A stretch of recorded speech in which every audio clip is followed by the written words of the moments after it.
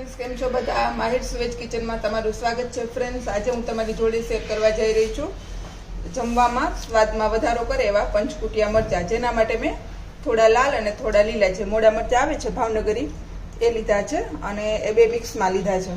તો સૌથી પહેલાં આપણે મરચાંને ધોઈ સાફ કરી અને એના બે ફાડા કરી લેશું. આ રીતે બે ફાડા કરી લેવાના છે. અને જો થોડું સ્પાઇસી ખાવું હોય તો અંદરનું જે બી કે નસનો ભાગ હોય એ કાઢવાનો નથી. અને જો તમને મોડું ભાવતું હોય, જોકે આ મરચાં મોડા જ હોય છે, પણ જો મોડું વધારે ખાવું હોય તો તમે એને કાઢી શકો છો. તો આ રીતે આપણે બધા મરચાંને આવી રીતેથી બબે ભાગમાં સુધારી લેશું. એક વાસણમાં આપણે 15 થી 20 નંગ જેટલા મરી, એક નાનો તજનો ટુકડો, અડધી ચમચી ધાણા, 1 ચમચી જીરું અને 1 ચમચી વરિયાળી, આ બધું એડ કરી અને થોડી સ્મેલ આવે એવું આપણે શેકી લેવાનું છે.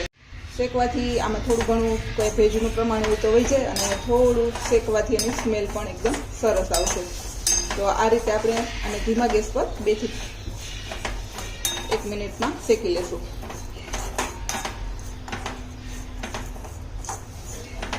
થોડો ધાણાનો કલર ચેન્જ થઈ જશે અને થોડી તમને સ્મેલ આવવા મળશે, ત્યાં સુધી આપણે એને શેકી લેવાનું છે. આ રીતનો મસાલો બનાવી અને જો આ રીતે પંચકુટિયા મરચાં બનાવશો તો તમને જમવામાં 2 ને બદલે 4 રોટલી વહી જશે. ખરેખર એટલા સ્વાદિષ્ટ હોય છે. તો જો આ રીતે ફૂટવા માંડે એટલે આપણે ગેસને બંધ કરી દેવાનો છે. મસાલો ઠંડો થઈ જાય પછી એને આપણે મિક્સી બાઉલમાં લઈ અને એને ક્રશ કરી લેવાનો છે. તો આ રીતે આપણે અધકચરું આને ક્રશ કરી લેવાનું છે અને એક બાઉલમાં એને કાઢી લેશું. તો આપણો મસાલો છે એ બનીને રેડી છે. એક વાસણમાં 2 ચમચી જેટલું તેલ લેવાનું છે અને તેલ ગરમ થાય એટલે આપણે એમાં 1 ચમચી નાની એટલું આપણે રાઈ નાખશું, 1 ચમચી નાની થાય એટલી,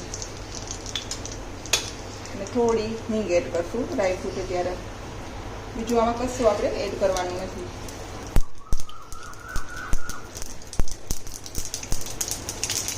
અને ડાયરેક્ટ આપણે મરચાં એડ કરી દઈશું.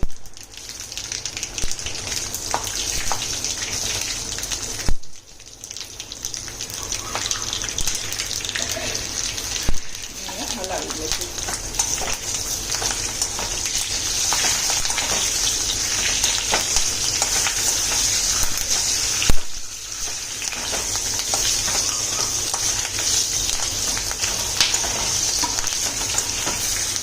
બધા મરચાં એડ કરી અને સ્વાદ મુજબ આપણે મીઠું એડ કરી દઈશું.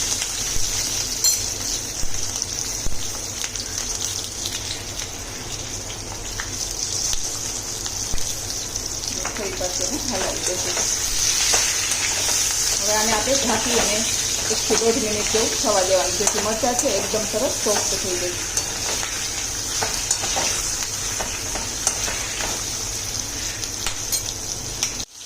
1-2 મિનિટ પછી તમે ચેક કરશો તો આ રીતે મરચાંના સ્પોટ્સ આવી ગયા છે, એટલે આપણા મરચાં છે એકદમ સરસ સોફ્ટ થઈ ગયા છે. હવે આપણે થોડી હળદર એડ કરશું.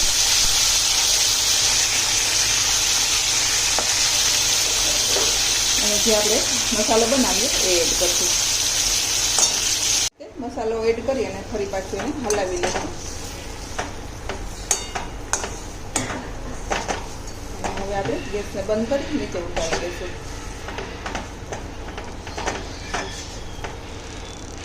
ઉતારી અને થોડી ધાણાભાજી એડ કરશું.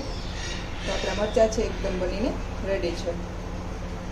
ફ્રેન્ડ્સ, તૈયાર છે મારા જમવામાં 4 ચાંદ લગાવે એવા પંચકુટિયા મરચાં. જો તમને મારી આ રેસીપી પસંદ આવે તો લાઈક કરજો, શેર કરજો અને સબસ્ક્રાઈબ કરવાનું ભૂલતા નહીં. Thank you. બાય.